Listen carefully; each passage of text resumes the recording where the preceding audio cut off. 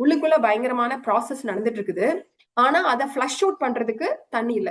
பாத்திரத்தை சோப்பெல்லாம் போட்டு தேய்ச்சாச்சு, சாம்பல் போட்டு தேய்ச்சாச்சு. ஆனா அதை கிளீன் பண்றதுக்கு தண்ணி வரல அப்படின்னம்னா எப்படி பாத்திரம் இருக்குமோ அதே மாதிரி நம்மளுடைய வெளி உடம்பு மட்டும் இல்லைங்க, உள்ள இருக்கக்கூடிய குடல், நுரையீரல், மலக்குடல், சிறுகுடல் எல்லாமே உங்களுக்கு ஸ்ட்ரக் ஆக ஆரம்பிச்சிடும். நம்ம வெளியில மட்டும் வாஷ் ஆகுதுன்னு நினைக்கிறோம். ஆனா நம்ம எவ்ரிடே டாய்லெட் போறது காலையில நம்மளோட குடலை வாஷ் பண்றதுக்கு உங்களுக்கு ஒப்பா வச்சுக்கலாம். காலையில இன்டர்னலா குடல் கிளீன் ஆனதுக்கு அப்புறம் தான் நம்ம குளிக்கிற பழக்கத்தை வச்சிருக்கிறோம். சோ நம்ம யூரின் போயிட்டு டாய்லெட் போயிட்டு அப்புறம் குளிச்சுட்டு வருவோம். சோ இது உள் சுத்தத்துக்கு அப்புறம் தான் வெளி சுத்தம்.